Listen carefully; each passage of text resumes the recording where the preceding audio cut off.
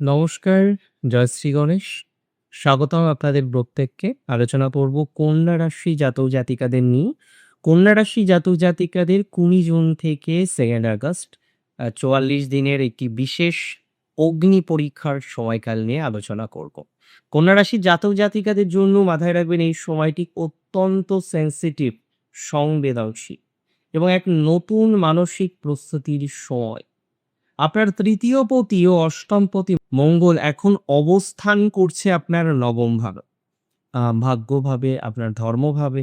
অন্যদিকে আপনার দ্বাদশ ভাবে, মোক্ষের ঘরে, আপনার একা থাকার ঘরে, আপনার ব্যয়ের ঘরে অবস্থান করছেন কেতু। আমি বলে দিই এই যে ট্রানজিট, এই যে সঞ্চার, মঙ্গলের একটা অ্যাসপেক্ট, ফোর্থ অ্যাসপেক্ট আপনার রাশির দ্বাদশে অবস্থিত কেতুর উপরে একটা জটিল মানসিক পরিস্থিতি কিন্তু তৈরি করতে চলেছে। আজকের এই ভিডিওতে জানবো যে আদতেও কি পরিস্থিতিটা জটিল হবে, না এন্ড মোমেন্টে কি অনেকটা ঠিক হয়ে যাবে। দেখুন, কন্যা রাশি জাতক জাতিকারা খুব পারফেক্ট, ভেরি পারফেক্ট। আমি যতবার কন্যা রাশি জাতক জাতিকাদের হরোস্কোপ অ্যানালাইসিস করেছি, আমি আমার ব্যক্তিগত অভিজ্ঞতায় দেখেছি দে আর এক্সট্রিমলি পারফেক্ট। কন্যা রাশি নিখুঁত হতে ভালোবাসেন, কিন্তু এই ৪৪ দিন, দিস ৪৪ ডেজ আপনাকে একটা পরীক্ষার মধ্যে দিয়ে যেতে হবে, যেখানে আপনি দেখবেন অনেক ঘটনা প্রায় কাছাকাছি চলে এসেছে, ঘটে যাবে, বাট এন্ড মোমেন্টে গিয়ে দেখলেন না কোনো একটা সমস্যার জায়গা চলে আসলো। হট করে মনে করলেন যে ভাগ্য দেবতা কি আপনার সাথে লুকোচুরি খেলছে? আপনি কনফিউজড হয়ে গেলেন। দেখুন, আমি আপনাকে বলে দিই যে আসল রহস্যটা কি। মঙ্গল হচ্ছে অগ্নিতত্ত্বের গ্রহ। অবশ্যই বল, বীর্য, আ শক্তির কারক। তিনি শক্তি হস্তাঞ্চক মঙ্গল। মঙ্গলের মধ্যে আকস্মিক কোনো ঘটনা ঘটার কম্বিনেশন আমরা দেখতে পাই। কোনো প্রতিকূলতার বিরুদ্ধে লড়াই করার জন্য যে ক্ষমতা, সেটা মঙ্গল দেয়। সেই মঙ্গল আপনার অষ্টমপতি হয়ে নবম ভাবে বসে আছে। আপনার ভাগ্যের চাকা না হুট করে ঘুরে যেতে পারে। হুট করে পজিটিভ দিকে চলে যেতে পারে। ঘুরিয়ে তো কিছু না কিছু ভাবে দেবে। তবে দ্বাদশে কেতু, বৈরাগ্য, আইসোলেশন এর ঘরে কেতু, সমাজ থেকে অনেকে নিজেকে গুটিয়ে নিতে পারেন এই সময়। যে না আর দরকার নেই, অনেক হচ্ছে। অনেক ভালোবাসা পেয়েছি, আর দরকার নেই। Enough is enough. অনেক ভালোবাসা পেয়ে গেছি। অনিদ্রা, ধোঁয়াশা ইত্যাদি জায়গাগুলো প্রচুর পরিমাণে আসতে পারে। অনেকে দেখবেন সঠিকভাবে ঘুম হলো না কোনো কারণে। দ্বাদশভাবে কেতু বসে আপনাকে জাগতিক বন্ধন থেকে মুক্ত করতে চাইবে। দ্বাদশভাবে কেতুর অবস্থান ইভেন আপনার শত্রু ক্ষেত্রকেও কিন্তু কিছুটা এনহান্স করতে পারে। অষ্টমপতি মঙ্গল নবমভাবে বসে ভাগ্যের ক্ষেত্রে একটা তীব্র এনার্জি বা আকস্মিক উত্থান-পতন তৈরি করতে পারে। আর দ্বাদশ থেকে কেতু আপনার ভেতরে একা এবং উদাসীন করে তোলে। এক অদ্ভুত পরিস্থিতির মধ্যে কন্যা আছে। দেখুন, কন্যা রাশি জাতক জাতিকারা তারা খুব সহজে না অপরের ভুল ত্রুটিগুলো বুঝতে পারে। ভুল ধরিয়ে দেয় আপনি অনেক সময়। কিন্তু এই ৪৪ দিন আমি আপনাকে সাজেশন দিচ্ছি, অপরের ভুল ধরাতে যাবেন না। কারণ ভুল ধরাতে গিয়ে বিপদে পড়বেন। কারণ ভুল ধরাতে গিয়ে বিপদে করতে পারেন আপনি। শাস্ত্রে বলে কুজবৎ কেতু। মঙ্গলের মতোই কেতুর আচরণ। দেখুন, নবমের মঙ্গল এবং দ্বাদশের কেতু একে অপরের উপর যে প্রভাবটা বিস্তার করছে, আপনার ধার্মিকভাবে, আপনার আধ্যাত্মিকতার ঘরে একটা প্রচ্ছন্ন যোগ কিন্তু তৈরি করছে। এই সময় আমি প্রথমেই বলে দিই, আপনার গুরুজনদের সাথে আদর্শগতভাবে, নীতিগতভাবে কিছু অমিল আপনি ফেস করতে পারেন। আ এক্সট্রা আর্গুমেন্ট করবেন না, সেটা আপনার জন্য নেগেটিভ। এক্সট্রা আর্গুমেন্ট করে বিপদের মধ্যে পড়তে পারেন। সো এক্সট্রা আর্গুমেন্ট একদমই করবেন না। মতবিরোধ করার দরকারই নেই। উচ্চশিক্ষার জন্য যারা বিদেশে বা দূর দেশে যাওয়ার চেষ্টা করছেন, তাদের কাগজপত্রের শেষ মুহূর্তে কিন্তু সামান্য জট আসতে পারে। তাই ১ম থেকে কাগজপত্র রিলেটেড বিষয়গুলিকে খুব গুরুত্বপূর্ণভাবে দেখতে হবে আপনাকে। রাতের ঘুমে চরম ব্যাঘাত ঘটতে পারে। অবচেতন মনে কোনো না কোনো অজানা ভয় বা হসপিটালাইজেশন এর একটা ভয় তৈরি হতে পারে।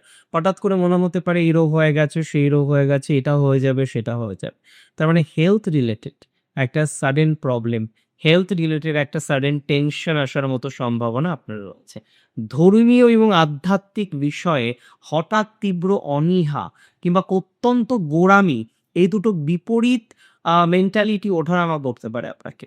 হয় দেখা যাবে আধ্যাত্মিক বিষয়ের প্রতি প্রচন্ড বেশি ইন্টারেস্ট বেড়ে গিয়েছে, বা কোথাও যেন গিয়ে আপনি রেগুলার বেসিসে জব, তব ইত্যাদি বিষয় শুরু করে দিয়েছেন, অথবা ভাইস ভার্সাও কিন্তু ঘটতে পারে।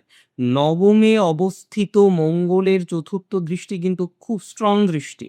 আপনার ব্যয়ভাবে, আপনার দূরযাত্রার ভাবে, যেখানে কেতু আগে থেকেই অতীতে বসে আছে, সেইভাবে তার দৃষ্টি, এটা খুব স্পেসিফিক একটা ট্রানজিট। মঙ্গলের দৃষ্টি কেতুকে আরো বেশি সক্রিয় করবে। এর ফলে অনেক কন্যা রাশি জাতক জাতিকারা দূরযাত্রার একটা চান্স পাবেন, কিন্তু ভ্রমণে বা দূরযাত্রায় হালকা চোট আঘাত কিন্তু আসতে পারে। মূল্যবান দ্রব্যাদি চুরি হওয়ার মতো আকস্মিক কোনো ঘটনাও ঘটতে পারে। এ বিষয়ে আপনাকে বিশেষ সতর্কে থাকার প্রয়োজনীয়তা রয়েছে। আইনি কোনো মামলা বা কোর্ট কাচারির আ যারা সমস্যায় আছেন, আমি বলব আইনি খরচটা সামান্য বাড়তে পারে, কিন্তু আপনার সমাধান হবে। শত্রু এই মুহূর্তে প্রচুর।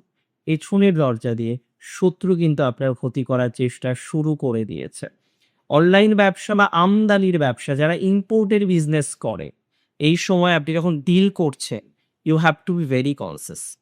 আপনি ইম্পোর্টের বিজনেস যখন করছেন বা যেকোনো ধরনের অনলাইন প্ল্যাটফর্মে যখন বিজনেস করছেন, you have to very conscious. আপনাকে অত্যন্ত কনসিয়াস থাকতে হবে। কারণ এই সময়ে মঙ্গলের হঠকারিতা আপনার বড় আর্থিক ক্ষতির কারণ হয়ে দাঁড়াতে পারে। দেখুন, আপনার দ্বাদশপতি হলেন রবি।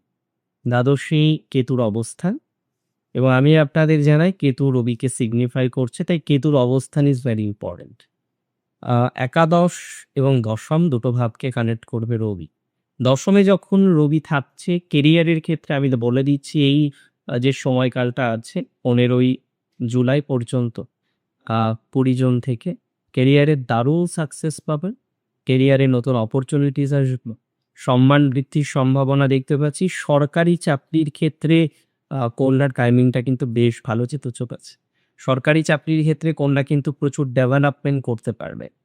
তবে একাদশে রবি আসছে 15 জুলাই। আমি বলে দিই, আপনার দীর্ঘদিনের আটকে থাকা কোনো ইচ্ছা পূরণ হতে চলেছে আপনার। বড় ভাই-বোন বা বন্ধুদের কাছ থেকে আর্থিক সাহায্য পেতে পারে না। ইভেন দ্বাদশে কেতু এবং নবমে উপস্থিত মঙ্গলের যে কম্বিনেশন, আয়ের পাশাপাশি খরচটাও আপনার বাড়বে। সো খরচটাকে নিয়ন্ত্রণ করতে হবে আপনাকে। দেখুন, অপরের উপকার করতে ভালোবাসেন, লাভ টু হেল্প আদার্স। এটা আপনার একটা বিশেষ বৈশিষ্ট্য। এই উপকারের বিনিময়ে শুধু জোটে কি আপনার সমালোচনা, শুধু জোটে আপনার নামে নানা রকম নিন্দা, গালমন্দ, এই বিষয়টা থেকে বেরিয়ে আসতে হবে আপনার। একটাই কথা বলবো, এই ৪৪ দিন কর্মের সঠিক মূল্যায়ন হবে আপনার। শুধু একটুখানি ধৈর্য ধরুন। দেখুন, উত্তর ফাল্গুনী নক্ষত্র রবির নক্ষত্র। কর্মক্ষেত্রে দুর্দান্ত আত্মবিশ্বাস, সম্মান বৃদ্ধি হবে আপনার। তবে দ্বাদশের কেতুর জন্য ঘুমের অভাব হতে পারে। চোখের সমস্যায় ভুগতে পারে। নিজের স্বাস্থ্যের প্রতি বিশেষ খেয়াল রাখুন। যাদের নক্ষত্রটা হস্তা, চন্দ্রের নক্ষত্র হওয়ায় মানসিক একটা দ্বিধাদ্বন্দ্ব, ডিপ্রেশন, দ্বিধাদ্বন্দ্ব, এগুলো তৈরি হতে পারে। একটা অস্থিরতা তৈরি হতে পারে। প্রতিদিন কিছুটা সময় প্রাণায়াম করুন, ওঙ্কার জপ করুন, মন শান্ত থাকবে আপনার। যাদের নক্ষত্র চিত্রা, একটাই কথা বলবো, মঙ্গলের নক্ষত্র হচ্ছে চিত্রা। চিত্রা নক্ষত্রে জাতক জাতিকাদের রাগ এবং জেদ চরম সীমায় পৌঁছতে পারে। তাই তো রাস্তাঘাটে সাবধানে চলুন।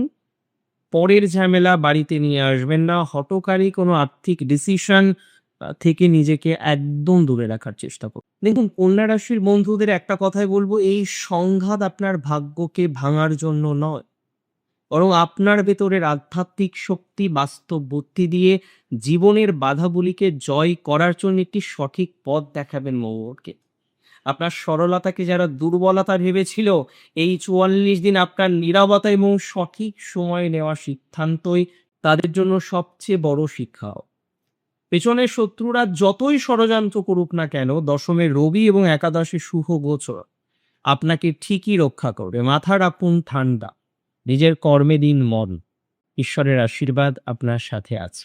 ভালো থাকুন আপনারা। জয় শ্রী গণেশ।